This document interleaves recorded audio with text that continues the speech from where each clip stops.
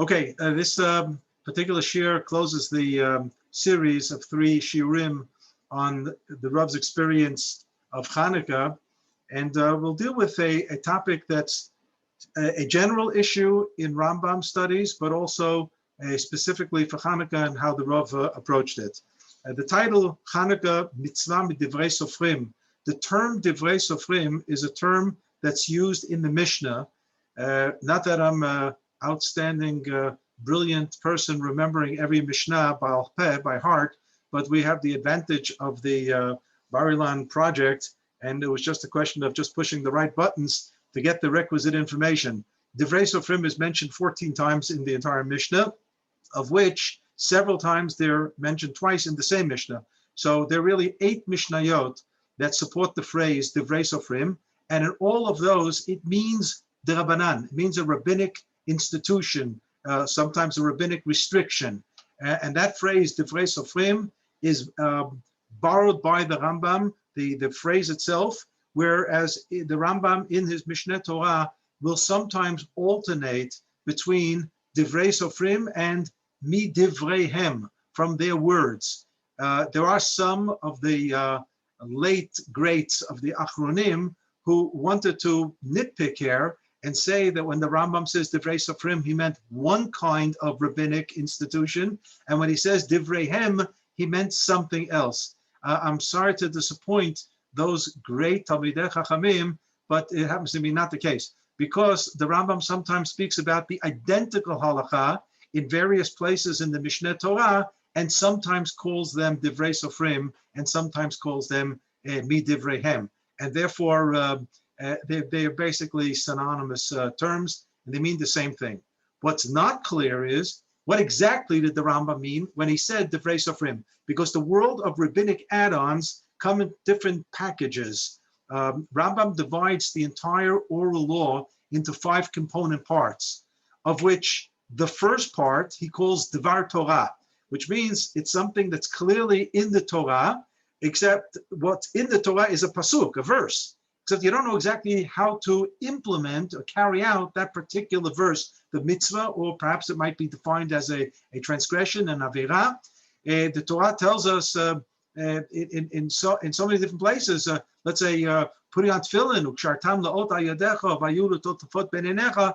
We don't have the foggiest idea what the ot, what the sign is on your hand, and what exactly is totefet on the head, and what does it mean between the eyes.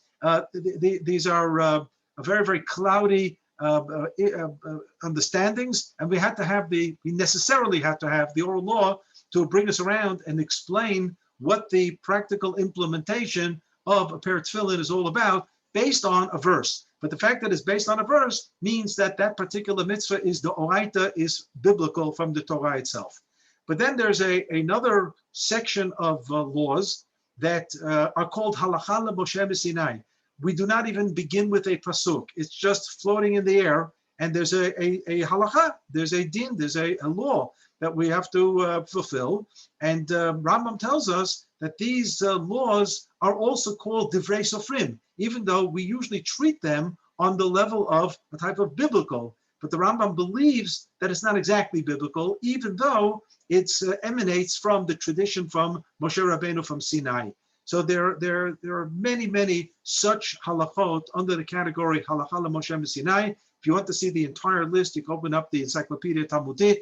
It's either in volume 9 or 10, where the entire world of halakha is spelled out, and there's an article there called Halacha l'Moshe b'Sinai. You get it all. You get it all there, and there occasionally here and there might be some disputes, but that's the second category. The third category are those biblical mitzvot or concepts in halakha that emanate from the rules that are used to squeeze out the halakha from the pasuk itself. We call them midot Torah nidreshet, and here too there are different schools of thought. There's Rabbi Akiva, there's Rabbi Ishmael. That's a share in itself. I don't want to get bogged down. But all these 3, whether it's Dvar Torah, where it begins with the pasuk, or Halacha l'Moshe b'Sinai, it doesn't begin with a pasuk. And then you have the third, which there's a pasuk, except we don't know exactly how to implement it, but we don't have a tradition from Sinai on it. but the Sanhedrin, the Beit Din of every generation, could work it out and they take a vote, and that would obligate Am Yisrael for that particular generation. That would be the third category of the oral law. The fourth and fifth are the easier ones to understand. They're clearly rabbinic. One is the positive rabbinic mitzvot, and one is the negative rabbinic mitzvot. So positive would be lighting candles on Chanukah, reading the Megillah on Purim, and many, many others. The negative would be things like muktzah on Shabbat and many, many rabbinic prohibitions that we have in the world of kashrut and meat and milk and so on. Many, many, many restrictions that emanate from our chachamim, and they are the gzerot. The positive are called the takanot. So we have takanot and gzerot. They're clearly midivrei sofrim. The problem is that the Rambam occasionally will employ the phrase divrei sofrim also for category 2 and 3, the halacha l'Moshe Sinai, and those laws that are derived from the midot Torah nidreshet, from those rules, and that caused himself no small amount of agony. There are many, many responsa that have been sent to the Rambam and to his son, Rabbi Avraham ben Rambam, for the Rambam to clarify what exactly he meant by Divrei Sofrim. But all I'm saying is that Divrei Sofrim is a phrase that comes from the Mishnah, and that's important because the Rambam borrowed phrases from the Mishnah. The Rambam himself, we know in his introduction to the Mishneh Torah, parallels the historical background of Rabbi Yehuda Nasi. It's the post-Bar Kokhba revolution. Am Yisrael was in turmoil. There was a momentary lull where Rabbi Yehuda Nasi was able to produce the Mishnah and give it out to, disseminate it to Am Yisrael, and ultimately he saves the oral law by doing this. Rambam, 1,000 years later, draws a parallel historic picture with the need for his Mishneh Torah. And not only does he call it by the same name, Mishneh Torah, the same name as the Mishnah, but he also sets out to expand on Rabbi Yehuda Nasi's Mishnah, which basically was an initial pioneering attempt to codify all of the oral law, except that Rabbi Yehuda Nasi never does a complete job. Rambam sets out to do a complete job. So basically to complete the work of Rabbi Yehuda Nasi by adding 1,000 years of learning, the entire world of the Gemara, the Talmud Bavli, Talmud Yerushalmi, the entire world of the Geonim, all that is packed into the Mishneh Torah, codified, and it becomes the Mishneh Torah. But the Rambam also decides to write the Mishneh Torah in the language of the Mishnah. And that's a story in itself. We're not going to do the whole thing now, just make mention of the fact that practically all of the Rambam's halachic writings are written in Judeo-Arabic. And Judeo-Arabic, for all practical purposes, was the Rambam's Yiddish. So when we talk about Yiddish, so you may think about Yiddish that you perhaps know, or your parents or your grandparents spoke Yiddish back in the old home, in the Alte Heim. The Yiddish, as we know, is based on the German, but it's with the Aleph Bet and has some Jewish flavoring to it. Some Hebrew words are thrown into it. And we say it has Yiddish tam, it has Jewish flavor. And obviously when you hear somebody speak Yiddish, as opposed to somebody speaking pure German, it doesn't sound exactly the same, but they are very much related languages because Yiddish is almost a dialect of German, but it's written with the Aleph Bet and written incorporating many, many Hebrew phrases that are known and well known to the people. But this phenomenon of Yiddish doesn't start with Yiddish in the 15th century.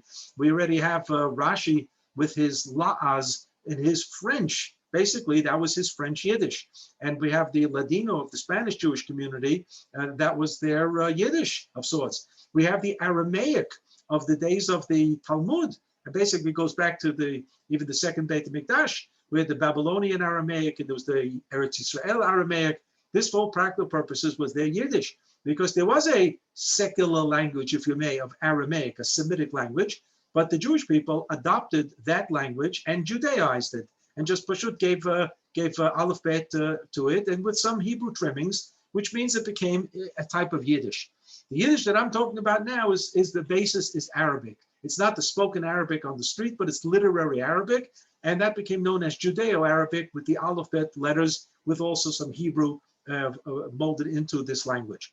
This language, Rav Saadia Gaon wrote in Judeo-Arabic, Rabbi Yehuda Levi writes in Judeo-Arabic, and the Rambam wrote most of his halachic books in Judeo-Arabic. The Mishnah commentary, the book on the mitzvot, the Moreh Nevuchim, his philosophical work, All of his medical writings are all in Judeo-Arabic. So the big chidush, the novelty is that Mishnah Torah, he writes in Hebrew. And he writes in Hebrew for a specific reason, that he wants it to become popular and should make it across the globe. And by him, the globe meant not only North Africa and Yemen, but it also meant Europe. And for it to make it into Europe, he would not be able to write it in Judeo-Arabic. He writes it in Mishnah Hebrew, the Hebrew of the Mishnayot. And he feels that the average Jew on the street has been acquainted with Mishnah. He does not feel that the average Jew in the street is acquainted with the language of Gemara, and therefore he rejects that. He does not use biblical Hebrew, for he feels it's not rich enough to say what he has to say. But he he decides finally that it will become the language of the Mishnah. So you have the language is Rabbi Nasi. The purpose of the Mishnah. Mishnah Torah reflects that which was the purpose of Mishnah. The name of the book, Mishnah Torah. But today we're going to see something even more novel. Why the Rambam puts under one heading the laws of Megillah and Chanukah. So this will begin with source number one. I'm going to put it up on the page. Give me just 1 second. Screen, yes. Okay, here we go.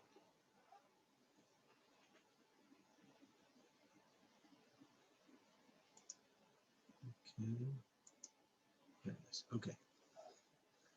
The first source comes from the laws of Megillah and Chanukah. The introduction, Rambam Hilchot Megillah v'Chanukah. Here's the introduction. And before the Rambam begins any section of halakha, he gives us an intro, somewhat of an index even, to what he's going to talk about, a type of table of contents. And he writes, Hilchot Megillah v'Chanukah, the laws of Megillah and Chanukah. Yesh b'chlalan shtei mitzvot asay, there are two positive mitzvot, midivrei sofrim, from rabbinic origin, ve'enan min haminyan, and they don't count to the counting of the 613 commandments. Now, we may think that those three words, ve'enan min haminyan, are superfluous, because if he's already telling us that the mitzvah of Chanukah and the mitzvah of Purim are rabbinic in origin, then we pretty much know that they're not part of the 613 mitzvot. We would not have expected Moshe Rabbeinu to come down from Sinai and instruct us to read the Megillah on the 14th or 15th of Adar. And he wouldn't even come down and say, by the way, hold off with this mitzvah, but wait until a Haman comes along and tries to destroy Am Yisrael. And when Am Yisrael survives that, then this mitzvah kicks in. There is no such halachic animal. That couldn't happen. And so too with regard to Chanukah, Moshe Rabbeinu would not come down from Sinai and say, just be patient until the miracle of the Chashmonaim in the Beit HaMikdash, and from then on we're going to light Hanukkah candles. This is a halachic impossibility, and therefore Ve'enan min haminyan seems to be superfluous. But it's not superfluous, because what the Rambam is doing here is he's negating some other views. And it's interesting that both Rabbi Sadia Gaon and before Rav Sadia Gaon is already the 9th, 10th century. And before then, you have the author of the Halachot Gedolot, known popularly as Behag, Bet He Gimel, Baal Halachot Gedolot, the author of the Halachot Gedolot, a absolute positive authorship we don't know, so we just call him anonymously the Behag, the Baal Halachot Gedolot. And it was a pioneering attempt to organize the mitzvot of the Torah into lists, which, interestingly enough, before the 7th century, such a list never existed.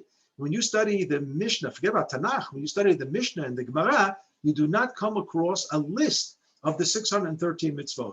And the first attempt to organize material into a list was done by the Halachot Gedolot, and then Rabbi Sadia Gaon puts out a book of mitzvot on his own. He also writes a poem that incorporates all of the 613 mitzvot as he understood it. Some Sephardi communities read that poem on Chag HaShavuot. And then the Rambam comes along in the 12th century and he negates many of the mitzvot that are listed by Rav Sadia Gaon and the author of the Halachot Gedolot on the grounds that those are not biblical mitzvot, they are rabbinic mitzvot. And if it's a rabbinic commandment, its place is not in the listing of the 613. And Chanukah and Purim are both listed by the Rav Sadia Gaon and the author of the Halachot Gedolot as positive mitzvot. They're there as part of the 613. And the Rambam takes aim at them And he says, absolutely not. This is an error. And that's why when he begins the section of Megillah and Chanukah, he says these are rabbinic mitzvot, mitzvot aseh mi divrei sofrim. And just to hammer in home the point, ve'enan min haminyan, they are not part of the counting. And this is clearly done to negate those who felt that these two mitzvot have a place in the listing of the 613. I scanned the entire Mishneh Torah to see if the Rambam ever used this phrase on any other occasion in the intro to a section of Halakha, and it turns out there's one other example, and it's the laws of Eruvin. The laws of Eruvin are all rabbinic, and the Rambam says there too in the Hilchot Eruvin that it's eino min haminyan, that it's not part of the. Says he talks about the laws of Eruvin. He says there's one mitzvah and it's rabbinic. The eino eina min haminyan. It's not part of the 613. And then the question is, why there did the Rambam have to tell us that it's eina min haminyan? And I believe the answer happens to be can be located in the fact that there's a dispute between Rambam and Ramban whether Tchum Shabbat, walking outside the parameters of the perimeters of the city, a certain distance, and the question of what the distance is also subject to a dispute, whether that's rabbinic or biblical. Rambam believes it's biblical, and Ramban believes it's rabbinic in origin. But everybody believes that the idea of the Eruv Techumin, to allow you to double the walking from 2,000 amot to 4,000 amot, that's clearly rabbinic. And other applications of Eruv are clearly rabbinic.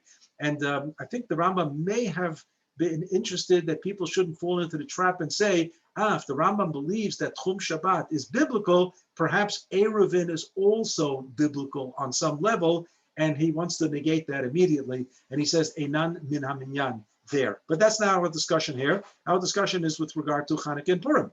So the question is, why didn't the Rambam simply speak about the laws of Megillah, 2 chapters? He has 2 chapters there, and then talk about the laws of Chanukah. And he also has 2 chapters there. We know that the Rambam has a section called Chametzu Matzah. He has 8 chapters on Pesach, and then he has the laws about Sukkah and Lulav and Esrog, Arba Minim, Hilchot Lulav. The Rambam dedicates sections of the book of Zmanim, which is the 3rd of the 14 books of the Mishnah Torah, to the Shabbat and Chagim and the Yamim Tovim. So Rambam could have easily dedicated a section to Megillah and another section to Chanukah. Now, if we look at the Mishnayot, we know there is a Masechet called Megillah. There happens not to be a Masechet called Chanukah, and that's a shir in itself. There are some suggestions that the Chanukah was boycotted by Rabbi Yehuda Nasi. I personally don't believe that's true. I have other reasons why Chanukah is not. There's no Masechet. But to say boycott, you can count 8 references of Chanukah in the Mishnah itself, and that's not called a boycott. There really wasn't a lot of material, and it wiggles into the Gemara in the 2nd chapter of Masechet Shabbat, Bameh Madlikin. So it's in the Gemara, it's not in the Mishnah. But the Rambam decides under one roof to call this Hilchot Megillah v'Chanukah. And the question is, why does he do this? And we're going to plow out 2 different reasons. One is something that our Rebbe discussed, and will be the core of the shir of Soloveitchik. And one is a more methodological reason that I'm suggesting here that I believe is absolutely true, because I've seen it throughout the Mishnah Torah. And that is, and this is why I gave you the whole intro to the connection between the Mishnayot of Rabbi Yehuda Nasi and Mishnah Torah of the Rambam. We know that in the Mishnah, we go through Shisha Sidrei Mishnah, all of the 6 orders of Mishnah that are broken down into Mesichtot. There happen to be today 63 Mesichtot in the Shas, the Shisha Sidrei Mishnah, even though in the days of Chachamim, they talked about 60. And there's even a reference to Shishim Gibrei Shlomo, a number mentioned in Shir HaShirim. But we also know that some of the Mesichtot somehow expanded, and once upon a time they used to be one Masechet, like Baba Kama, Baba Metzia, Baba Batra. Today are listed as 3 Mesichtot. Once upon a time it was one Masechet called Masechet Nezikin. But it was a very heavy Masechet, and it had 30 chapters. Take note, 30 chapters. But what they did was they split it into 3 evenly, 10, 10, and 10, and called the first one the first gate, or in Aramaic, Baba Kama. The second one was called the middle gate, or in Aramaic, Baba Metzia. And the third one was called the last gate, and that was called Baba Batra. So each one has 10 chapters, and the Masechet Nezikin actually had 30 chapters. There's also another, so here you have a net saving of 2 by taking 3 and making it into 1. And then the Masechet Sanhedrin and Masechet Makot also expanded into 2 Masechtot. Once upon a time it was 1. So you have another 1 extra. So that's where the 60 became 63. But in theory, there's 60 Masechtot of Shas. When you study how many chapters you have in any particular Masechet, so it could be a variety of numbers, but you will take note that there is not one Masechet in the entire Shas that's less than 3 chapters. There's no such thing as Perek Aleph and Perek Bet, and let's move on to the next Masechet. It doesn't exist. It must necessarily have 3 chapters. Why? You're going to have to ask Rabbi Yehuda and see why. And it does not have more than 30 chapters. We have 2 examples of it. One I just gave you now. What was once upon a time Masechet Nezikin. It was the 10, 10, and 10 of Baba Kama, Baba Matzia, Baba Batra. That was 30 chapters. The other example is instead the Taharot, Masechet Kelim, goes up to Perek Lamed. But there is no such thing as Perek Lamed Aleph, 31. Doesn't exist.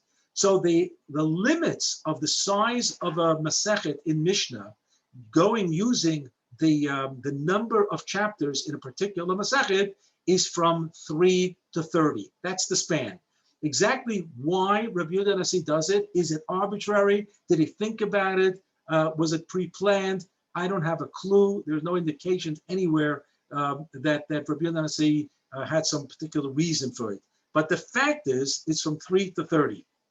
What's equally factual is that in the Mishnah Torah of the Rambam, the identical literary policy is present, and that is, there is no corpus of halakha in the Mishnah Torah of the Rambam less than 3 chapters, and there's no corpus greater than 30 chapters. The only example of 30 chapters happens to be Hilchot Shabbat. It goes up to Perek Lamed. And with regard to 3 chapters, there are several examples of it. Hilchot Chagiga has 3 chapters, and a few others that come to mind. So 3, you have several examples of it, just as you have several examples of 3 in the Mishnah too, but not necessarily corresponding to the same areas of halakha as the Rambam. But nevertheless, the number 3 to 30 is identical in Rabbi Yehuda Nasi's Mishnah and the Rambam's Mishnah Torah. And having said that, the fact that Megillah, Hilchot Megillah, the laws of Megillah only have 2 chapters of material, and the laws of Chanukah only have 2 chapters of material, they could not stand independently according to this literary policy. And therefore, the Rambam had no other choice but to link them to something else. And the obvious was link them together. And it becomes Hilchot Megillah v'Chanukah. I'm going to give you an example. The mitzvah of Birkat Kohanim, Nisiat Kapayim, what we call in Yiddish English, Duchening, which I remember back in the old home in the States, it was just for the Chagim in Ashkenazi circles. That's the minhag, that the Kohanim go up for Birkat Kohanim only for the Chagim, the Yamim Tovim, and only by Musaf. Here in Eretz Yisrael, there's Birkat Kohanim every single morning, and on Shabbat twice, and on Yom Kippur even 3 times. By Nila, there's Birkat Kohanim. There's plenty of Birkat Kohanim here in Eretz Yisrael. So the Rambam has exactly 2 chapters of material on the mitzvah of Birkat Kohanim. So as I said, 2 chapters cannot stand independently. So what the Rambam does, he attaches it as a type of maftir to the laws of Tefillah. So the laws of Tefillah could have gone till the 13th chapter, and chapter 14 and 15, now the headline changes to Hilchot Nisiat Kapayim, the laws of Birkat Kohanim. And that is done because the Rambam designed his work with this built-in policy of Rabbi Yehuda Nasi, that he would not have a corpus of halakha of only 2 chapters stand independently. It would necessarily have to be linked to something else. And this is why Megillah and Chanukah are together. Now the question is, why put them together? There's no better reason than they're both mitzvot aseh midivrei sofrim. They both talk about historic episodes in Am Yisrael where we were in big trouble. There are differences between Purim and Chanukah, no doubt, but nevertheless, there are many, many common themes to it. And in each one, Chachamim designed a Yom Tov and designed a mitzvah associated with that Yom Tov. And there are so many common themes that the Rambam felt that we could put them together. So that's, we say Ad Kan, that's the idea of the literary connection. But now let's see what the Rav had to say about all this. So we look at source number 2. So source number 2 is actually, I'm not going to read it inside, is exactly what the Rambam said about his reasons for writing the Mishnah Torah in the language of the Mishnah, and I elaborated about this several minutes ago. This is his introduction to the Sefer HaMitzvot, where he writes, we just completed the Parish HaMishnah, now we're going to write a new book called Mishnah Torah, but before I get to it, I'm going to write the book of Mitzvot. And he says, and he tells us what the purpose of the Mishnah Torah was and why it's going to be written in the language of the Mishnah. I'm now on source number 3. Source number 3 is Hilchot Megillah B'Chanukah Perek Gimel Halacha Aleph. So even though it's the 3rd chapter, it's actually the very first halacha. As we said, Aleph and Bet is Megillah, and Gimel and Dalet is Chanukah. So here we are on Perek Gimel, and the Rambam begins B'Bayit Sheni Kishemochei Yavan Gazru Gzerot Al Yisrael, in the 2nd Beit HaMikdash era, when the Greeks laid these restrictions on Am Yisrael. And I'm just going to translate freely now. The religion was under attack, and they did not allow us to study Torah and perform mitzvot. We were robbed, our daughters were taken. They entered into the Beit HaMikdash. They defiled everything that was pure there. And it was the difficulty for Am Yisrael was enormous. We were under sustained pressure, lachatz gadol, until God, the compassionate, was compassionate over us and allowed us to be victorious. V'etzilam, he delivered us from this tyranny. V'gavru b'nei Chashmonaim hakohanim agdolim v'haragum, and the Chashmonaim family, who were great Kohanim. This doesn't mean each one served as a Kohen Gadol. They were Kohanim who were great people, and they were victorious. And HaKadosh Baruch Hu had them deliver Am Yisrael. Behemeido melech min haKohanim, and a king was appointed from the Kohanim. V'chazra malchut liYisrael yeta 200 shana ad haKurban hasheni, and monarchy to Israel was restored over 200 years until the second destruction of second Beit HaMikdash. So just a few interesting points here, where the Rambam says that a king from the Kohanim was appointed. This was a very important point of contention that Ramban in Parshat Vayechi really has it out for the Shevet Levi, who were not supposed to be the kings, but Shevet Yehuda was going to be the king. Lo yosu Shevet Yehuda u'mechokek mibein raglav. And the Ramban feels that indeed the wars were important, the victory significant, and the restoration of the monarchy very important. But after everything stabilized, the Maccabean dynasty was supposed to not become a dynasty. They were supposed to invite descendants of the Davidic line, Malchut Beit David, and assume the throne. In modern day politics, you don't usually see a president or a prime minister just getting up and saying, you are more worthy than I, and therefore why don't you take over? That usually doesn't happen. And here the Ramban felt that that's what the Chashmonaim should have done, but didn't do, and hence the Maccabean dynasty actually deteriorates. Now, the Rambam knew about the deterioration of the Malchut Beit Chashmonai, the Maccabean dynasty, yet he still has an all-around positive impression about what occurred, that the monarchy was restored to Am Yisrael, to the Jewish people, for more than 200 years until the second destruction.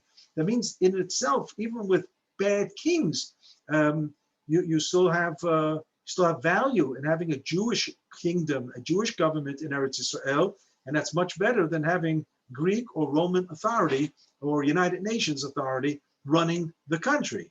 That's a clear statement by the Rambam. Now, one of the kings was Yanai HaMelech, and Yanai HaMelech drove out the Sanhedrin to Mitzrayim, even his own brother-in-law, Shimon ben Shetach, and Yehuda ben Tabai. We know these names from Pirkei Avot, and only when Yanai dies and then Shlom Tzion HaMalka takes over and brings them back to rehabilitate the Sanhedrin. So Yanai was really bad news in terms of being a king. And yet here in Yerushalayim, we have a street in his honor, Rehov Yanai. But if you know where Rehov Yanai is, it's a very small street and very crooked. So it's actually perfect, street that the municipality named Rehov Yanai. But you have a very important statement that the Rambam says, and this is all history. And now the next line, the Rambam gets into what we all know from kindergarten, the story of the miracle. When Am Yisrael was victorious, and when did it happen? It was the 25th of the month of Kislev. We entered into the Beit HaMikdash. We only found one jar of oil. that still had the sign, the emblem or signature seal of the Kohen Gadol, and it had enough to light for 1 day's worth of lighting. But hidliku mimeno nerot maracha shmona yamim ad shekadshu zeitim v'otzeo shem tahor. So last week I already made mention of this line that in the name of the Rav, that this line showed that you cannot rely on a miracle if human action can actually do something to save yourself. You can rely on a miracle if you're desperate and you can do nothing. So you turn to Kadosh Baruch Hu and you yell for help. But if you have to daven to Kadosh Baruch Hu, even if you're able to take care of yourself, that it should go well. But you cannot sit on the sidelines and just say, all right, God's going to be helpful to us and we don't have to do anything. That's not the case. And I say this specifically with regard to the vaccines. Nobody should say, Kadosh Baruch Hu is going to take care of us. God should take care of us, indeed, but people should be vaccinated. And that's the thought that the Rambam says here, that the only reason that the duration of the miracle was 8 days, because for 8 days there was no other recourse. But on the 9th day, they could have had their own oil. And therefore, on the 9th day, there was no longer a miracle. And the Rambam says, because of all of this, the victories, the miracle, the Chachamim of that generation instituted these 8 days that begin on the night, the eve of the 25th of Kislev, Yemei Simcha v'Halel, days of joy and saying Hallel. Madlikim behen hanerot be'erev al pitrei habatim, we will light candles on the door, by the door of our homes, v'chol layla v'layla, each and every night, mishmonat halelot, of the 8 nights, successive nights, laharotu lagalot hanes, so we should publicize the miracle to all. And here comes the important point. V'yamim elu, and these days are called Chanukah, Nikraim Chanukah. And they are Asurim Besped Betanit, forbidden to eulogize and to fast, Kimea Purim, just like Purim. Now the Rambam here knows that you're sitting in chapter 3. And the Rambam actually believed that when you read his Sefer, Mishneh Torah, you start it from the beginning and you work your way to the end. You don't open up the book in the middle. And he assumed that if you're reading chapter 3 of the laws of Megillah and Chanukah, you did read the laws of Megillah, the first 2 chapters. And indeed, in the first 2 chapters, where the Rambam talks about the laws of Purim, he will tell us that the days of Purim are forbidden for Hesped and Ta'anit. You cannot eulogize and you cannot have a fast day. And here the Rambam is saying, and the days of Chanukah, these 8 days are forbidden for Hesped and Ta'anit, eulogizing and fasting, Kimei Purim, just like Purim. Okay, so he made his point. So I understand, just as a type of refresher, Kimei Purim. But then the Rambam continues. But lighting candles is a rabbinic mitzvah, divrei sofrim, ki kriyat Megillah. It's on the same pedestal as reading the Megillah on Purim. Now that's very strange. Why would the Rambam have to repeat the connection to Purim? He could have gotten away by saying, Hadlakat nerot is a mitzvah midivrei sofrim. The lighting of the candles is a rabbinic commandment. Why does he have to say ki kriyat Megillah? Why did he actually say Kimei Purim, like Purim, with regard to the prohibition of fasting and eulogies? And then in the next halacha, source number 6, the Hilchot Megillah v'Chanukah, Perek Gimel, halacha Daled, Kol shechayav b'kriyat Megillah chayav b'adlakat ner Chanukah. Whoever is obligated in Megillah is also obligated in Chanukah. Wow, that seems to be totally superfluous. This is now the 3rd mentioning in 2.5 lines of a connection between Chanukah and Purim. He mentioned that the Kimei Purim, he says Ki Kriyat Megillah, and now he's saying whoever's obligated in reading of Megillah is also obligated in lighting Chanukah candles. Who would have thought otherwise? Who would have thought that if there's a rabbinic mitzvah to light candles on Chanukah, you wouldn't do it unless you first heard about the fact that there was an obligation to read the Megillah on Purim. So we're going to see in a moment why, in the name of the Rav, why the Rambam specifically repeated 3 times a connection of Chanukah to Purim, and then we'll understand, according to the Rav, why the headline is Hilchot Megillah v'Chanukah, with the conjunction and v'Chanukah, why it all goes together almost in one breath. But before we get to that, one little side point on what I just read now. Kol shechayav b'kriyat Megillah chayav b'adlakat nerot Chanukah. 1979-80, when our family came in Aliyah, so we went directly to Alon Shvut, and I was working at the yeshiva in an interesting capacity. But I had opportunities also to hear our great Rabbi Rabbi Lichtenstein, Zecher Tzadik Livracha, for a variety of shiurim. And he gave a shiur before Chanukah at a time that his own father, who was aging and was losing his hearing, also lost his vision. Dr. Yechiel Lichtenstein, Zichrono Livracha. And I remember that we all learned a chapter in Kibud Avaim from our Rebbe Rab Lichtenstein, who would take his father, very feeble old man, walk him to the Beit Midrash on Shabbat, and every single person who passed by, Rab Lichtenstein would introduce that person to his father, even though his father hardly heard anything and he didn't see who he was being introduced to. Rav Aaron felt that this was something that was important to give his father the courtesy, the kavod, and it was just beautiful, beautiful thing to see. That Chanukah, Rav Lichtenstein was discussing, most probably with himself, the obligation of a blind person in Chanukah candles. And the reason that became relevant, because his father had just turned blind. And the question is, and this is a halachic discussion, where if obviously a blind person can be assisted to light the candle. But the question is, if the purpose of the candle is not only to be lit, but also to be viewed so that you are reminded of the story of the Beit HaMikdash, perhaps somebody who's blind does not have that facet of the mitzvah, and therefore that person may not be obligated at all in their Chanukah. So you may say that a blind person, and it is discussed in the poskim with regard to saying the brachot in the morning of Yotzer HaMa'orot, if he can't see the celestial bodies that illuminate the world, yet he is clearly helped by the fact that other people can see the difference between day and night, and hence he can say the bracha Yotzer HaMa'orot without any question. But with regard to Chanukah candles, it became a question. The posek that really dealt with this very, very seriously was the Maharshal, Moreno Shlomo Luria. He was from Lublin in the 16th century. He's one of the personalities who, when the groups go to Poland, they go to the old cemetery of Lublin and they stand by the kever of the Maharshal, Moreno Harab Shlomo Luria.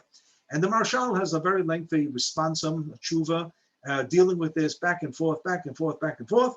And his conclusion is that he cannot decide.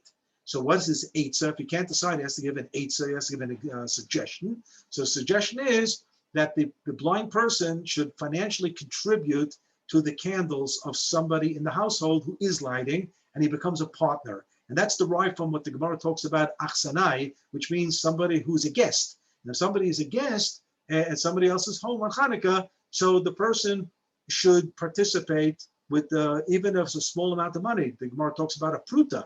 Pruta, just you give a shekel to somebody, and you're a partner now with his candles and his light and his oil, and you become partner in the candle lighting. And the Maharshal said that's what the blind person should do. And Rabbi Lichtenstein, Zichron Livracha, was not happy with that kind of compromise arrangement, because what the Maharshal was doing is he's saying, I really can't decide, because he can go either way. And therefore, I have to tell the person asking me the question what to do, as they say, tachlis, what to do. So the tachlis was to participate in somebody else's lighting by giving him some money. And Rav Aaron did not want to give that answer to his father. And he worked it out. He worked it out that his father would actually be fully obligated. He gave various proofs in halacha to that effect. But one of them, and I remember this till this very day, he quoted his son, Rav Moshe Lichtenstein. Today, Rav Moshe Lichtenstein is one of the three Rosh Yeshiva of Yeshivat Har Etzion. Then Moshe Lichtenstein in 1980 was barely out of high school. He was barely out of high school in 1980, and Rav Lichtenstein said that years before, Rav Moshe, as a student, as a teenager, suggested to his father that when the Rambam says, Kol shechayav b'kriyat Megillah, whoever is obligated in Megillah reading is obligated in Chanukah candle, well, what's the deal with a blind person for Megillah reading? Obviously, a blind person has to hear the Megillah. It's true, he's not going to be able to read the Megillah, but he's going to have to hear the Megillah, whether it's at shul, Beit Knesset, whether it's at home, wherever it is, he's obligated in listening to the Megillah. And the Rambam says, whoever's obligated in reading the Megillah is also obligated in the mitzvah of Hanukkah candles. And there you go. The grandfather, as he was saying then, Rabbi Lichtenstein was speaking about his father, certainly was obligated in Megillah reading, so he's obviously obligated in candles of Hanukkah. Rabbi Lichtenstein brought many other proofs to this, but I remember how proud he was to quote his own son on this particular halakha, which obviously made an impression on me because I'm talking about it some 40 years later. Kol shechayav b'kriyat ha-Megillah, chayav b'hadlakat ner Chanukah. But what did the Rav have to say about this? The Rav said that the reason that Hanukkah is attached to Megillah is because if not for Purim, there never would have been a Hanukkah. It would be absolutely necessary to substantiate the halakhic legitimacy of Megillah and Purim, and only afterwards could we expand a type of permissibility to add holidays, festivals, Yomim Tovim, to the Jewish calendar. And this came up already in the days of Mordechai and Esther. The Gemara says, Masechet Megillah, Daf Zayin, source number 7, Amar Rav Shmuel bar Yehuda. Shmuel, son of Yehuda, says, Shalcha lahem Esther lachachamim. Esther sent a letter to the chachamim of the generation. Kevuni lidarot. Let's establish this for the generations to come. And some say, Shalchula Esther lachachamim kitvuni lidarot. Let's write it down as the book of Tanakh, which means there were two questions here. One was, well, I would like to establish Purim as a national Yom Tov for posterity annually on the 14th and 15th of Adar. And furthermore, we'd like to have the story, which is going to be sitting in the library of Shushan, as it says in the last pasuk, Aleim Tuvim b'Sefer Ki Mordechai HaMelech Mishneh LeMelech HaChashverosh Doresh Tov La'amo. It says that it was Aleim Tuvim b'Sefer Divrei Yamim L'Malchei Madayo for us. It was in the annals, the historic archives of the Egyptians, and the Ibn Ezra says of the Persians. Ibn Ezra says that's why God's name, Kadosh Baruch Hu's name, not mentioned in the Megillah, because they realized where this book is going to be sitting and who its company is going to be in the library shelf with pagan works and so on, and it would be an embarrassment and insult to Kadosh Baruch Hu's name. So we kept God's name conspicuously absent. That's one of the reasons that Kadosh Baruch Hu's name is not there. There are other reasons. But it's what Esther wanted was that it should become a part of Tanakh. And we know that it didn't happen overnight, because there's a Mishnah in the 3rd chapter of Masechet Yadayim that we know that the litmus test, if something is sacred writing, Kitvei Kodesh, is if you touch it, do your hands become tamei? It's a very funny thing. Your hands becoming tamei by touching something that's essentially holy. And the problem was that they were storing the parchments of Torah, Nevi'im, and Ketuvim in all kinds of aron boxes, where the mice would also would nibble on it. Why would the mice also nibble on parchment? Because when people had truma food, when they took off truma from various fruits and vegetables before they had opportunity to give it to a kohen, so that no person in the family would, God forbid, eat the truma food, they felt the best place to put it is in the Aron Kodesh. So, of course, the mice didn't know that these fruits and vegetables were holy, and they would somehow break into the Aron Kodesh and eat the fruits, and when they were finished for dessert, they would nibble on the parchments. So parchments got ruined. And what Chachamim said was that the parchment of Kitvei Kodesh emanate Tumah.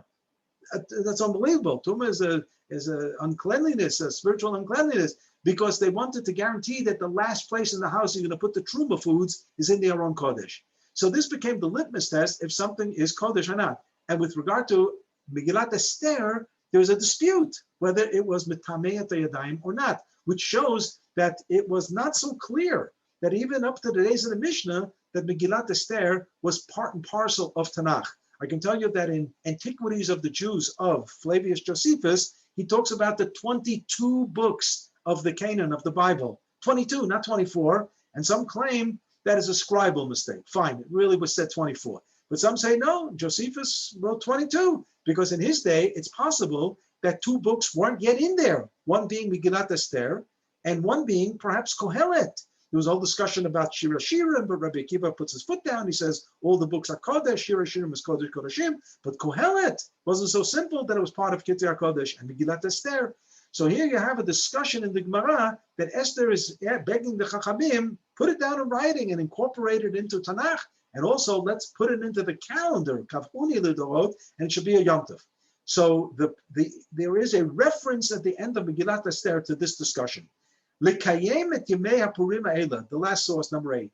Lekayem et Yemei HaPurim ha'ela bizmanehem, that people should observe Purim in its proper time.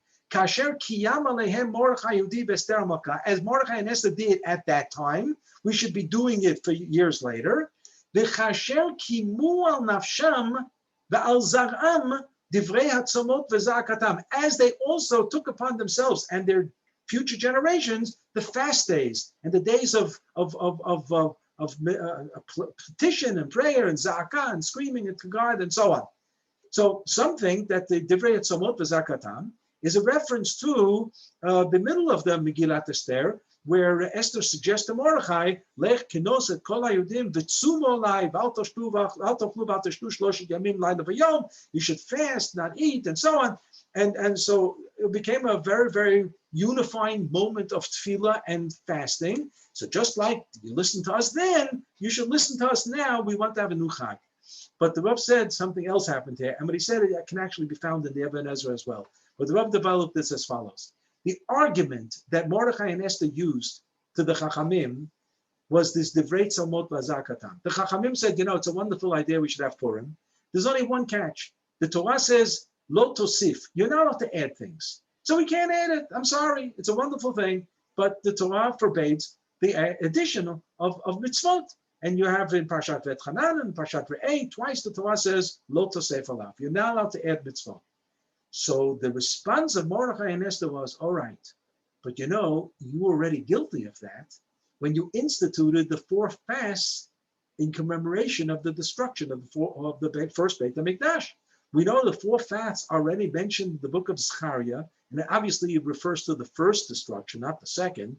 And there it says that the Tzom HaRevi'i and Tzom HaChamishi and Tzom HaShvi'i and Tzom HaSiv'i, that one day these 4 fast days of Tammuz and Av and Tishrei, which was Tzom Gedalia, and Tevet, Asar B'Tevet, the Beit Yehuda l'Sasson Simcha. The question was, now that we're building the second Beit Mikdash, what's the deal with these fast days? Do we continue fasting, or as it says in the book of Zechariah, Ha'efke et Tzom HaChamishi, should we wail on the fast of the 5th day of Av? Should we continue fasting Tisha B'Av? That was really the shaila. It's a shaila. It's a question of halakha that was asked in the Novi.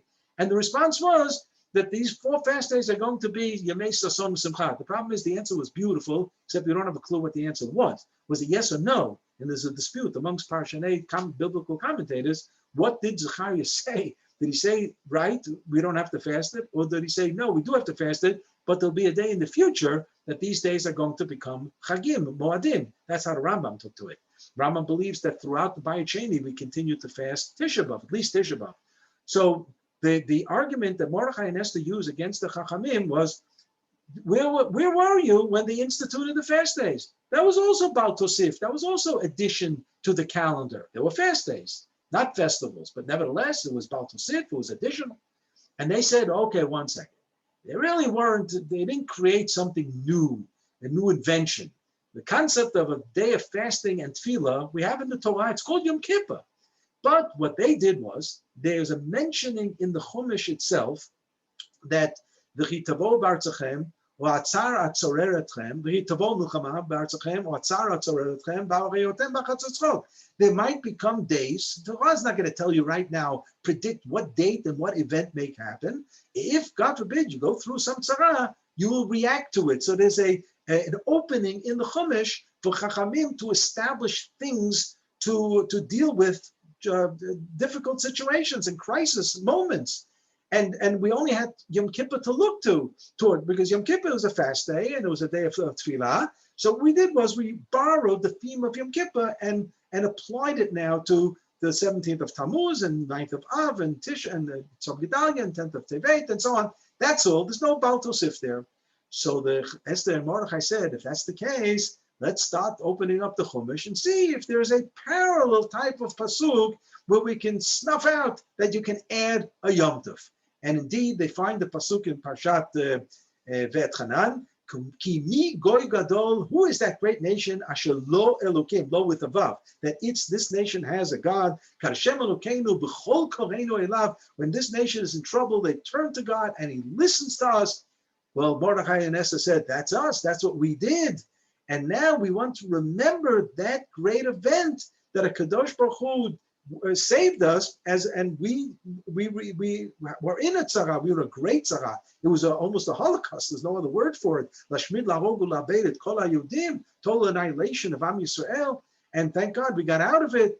And we want to recognize this annually and say Shevach Vodaya, not a one-shot deal, but every year to remember this. So it's like pulling out from this pasuk an allowance to also have a chag, just like you did it with Tisha B'Av. We would like to do it for a chag. And they agreed. So this pasuk basically says, "Kasher kiyam alehem Mordechai Yehudi v'Esther Malka, v'kasher kimu al nafsham v'al zaram divrei atzamot v'zakatam." Just like you accepted Tisha B'Av and the other fast days, you should accept now the idea of a chag, and this is why Purim was accepted into the calendar. Once the precedent had been established with regard to Purim, it didn't take long for another historic episode to have the Chachamim of the generation knock on the door and say, let's put this into the calendar as well. Because they didn't have to start the argument again. The argument has been resolved in favor of inclusion of a new festival, new Chag, into the calendar. And that's why Chanukah is actually an outgrowth of Purim. And hence the Rambam calls it Hilchot Megillah v'Chanukah, the laws of Megillah and Chanukah, almost hyphenated. And that's why the Rambam, no fewer than 3 times, will equate the halachot of prohibition of fasting and eulogies like Kimei Purim, like Purim. He will equate the lighting of the Chanukah candles as a mitzvah midivrei sofrim, as the reading of the Megillah. And he will say that those who are obligated in the reading of the Megillah, kol shechayav b'kriyat Megillah, chayav b'hadlakat ner Chanukah, are also obligated in the ner Chanukah. And hence we see that these 2 mitzvot actually are forged together on the one heading. And that's not an accident at all, but it's very, very deliberate by the Rambam, Hilchot Megillah v'Chanukah. Notwithstanding everything I said at the beginning of the shir, which I believe is also correct. And what we have is what we call Elu ve'elu Devrei Elokim Chayim. This is true, that's true. There are 2 different ways of seeing something. And at least I think I presented here a type of multiple, see a vision of how to see how the Rambam structured the laws of Megillah and Chanukah together. And God willing, we are in the midst of Chanukah right now. And I'll just end by saying that the Rambam in the laws of Chanukah unloads all the halachot of Hallel. Now, I know we say Hallel on Chanukah, but we say Hallel 18 days during the year. Chutz La'aretz even 21. But that includes the first day of Pesach. It includes Shavuot, 1 day here in Israel. It includes the 8 days of Sukkot, and then the 8 days of Chanukah. So you have the 8 days, 18 days. So 8 is not even the majority of the 18. It's almost the majority. It's almost half of the 18. But the majority are actually not Chanukah. So the Rambam actually could have talked about the laws of Hallel. He could have integrated it into the laws of Tefillah easily enough. He could have integrated it into the laws of the other Yomim Tovim that are the Oraita, for example, Pesach or Sukkot, where he talks about the Arba Minim being special Simcha. It could have gone there as well. The Rambam obviously gave thought to where he's going to talk about Hallel, and he knew he didn't have enough material to write Hilchot Hallel. He barely has 1 chapter, he has a half a chapter in the 3rd chapter of the laws of Chanukah, where he talks about all you wanted to know about Hallel, and you're afraid to ask. So he has to put it somewhere. He opts to put it in, grafts it onto the laws of Chanukah. And the reason is because the Rambam believes that as he talks about the obligation of Hallel on Chanukah, he says, V'lo Chanukah zu bilvad, not only in Chanukah, but anytime we have Hallel, which means including Pesach, Shavuot, Sukkot, it's also b'derabanan, b'divrei sofrim. And that's why the Rambam puts it in the laws of Chanukah, because there are some who count the mitzvot, who count Hallel on the Chagim as a biblical mitzvah. And the Rambam believed that Hallel is always midivrei sofrim, always, always, always. And hence, the precedent of the location of Chanukah as a mitzvah midivrei sofrim, the obligation to say Hallel as a mitzvah midivrei sofrim is obviously appropriate to put it, to place it on the laws of Hanukkah, where the entire Hanukkah is midivrei sofrim, and that became for the Rambam a more natural location to deal with the laws of Hanukkah, not only for the laws of Hallel, not only for Hanukkah, but also the laws of Hallel for all the other Chagim. And the last thought from the Rav with regard to Hallel is that Hallel is not just pure Hallel of Hodu Lashem Kitov, but as you all know, it also includes Min HaMeitzar Karatila. We're in difficult trouble. An Hashem Moshiana, An Hashem Matzlichana. We ask Kadosh Baruch Hu to get us out. That's petition. That's Tachnunim. And indeed, what we do in Hallel today, said the Rav, is that we're involved in saying Hallel, but also recognizing that we're not out of the woods, and there's still room for Kadosh Baruch Hu to help us in so many different areas. But on Seder night, when we feel that there will be a vision of absolute Geula, so we say, V'nomar lefanav shira chadasha, hallelujah. It's going to be a new style of Hallel. So the Rav said it's not going to be a new text, it's not going to be a new niggin, but shira chadasha means it's going to be Hallel without the tachnunim, without the petition. And to that end, we certainly hope that the Kadosh Baruch Hu should give us that good fortune of witnessing that era, or perhaps as the Sfaradim say the bracha, Sha'asa nisim labotenu, God made miracles to our forefathers by Yamim Haim in those days, ubazman hazeh, and God willing in our days as well. Erev Tov and Chanukah Sameach from Yerushalayim.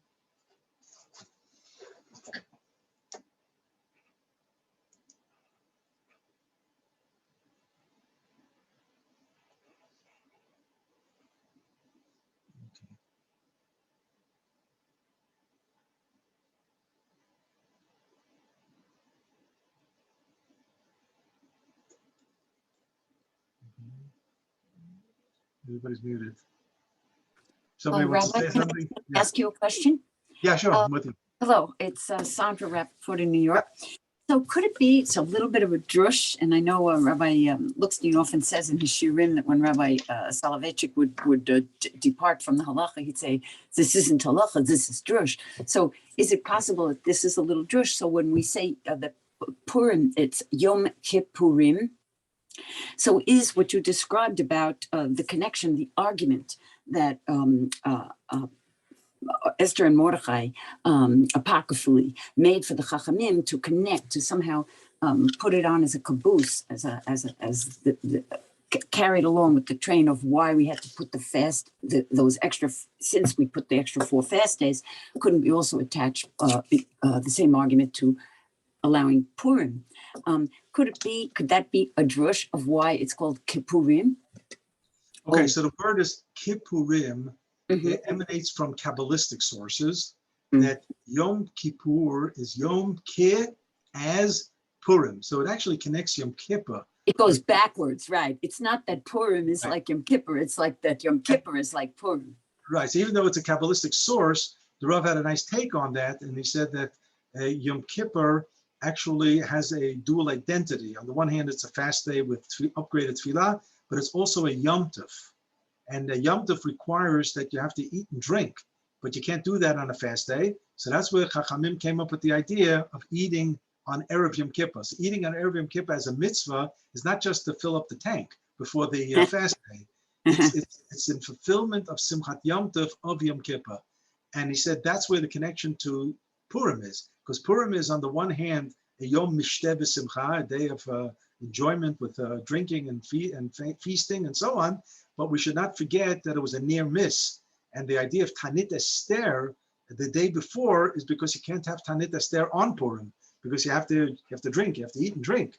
So we do is we fulfill the tzara part of it the day before. And Yom Kippur, it's just the opposite. We fulfill the Yom Tov part of it the day before. And the Rav, his point of departure was that Kabbalistic notion of Yom Kippurim, day like Purim. Thank you. Thank you. Okay. Okay. Kol tov to everybody. Thank you so much. Chanukah Sameach to everybody. Chanukah Sameach. Be well.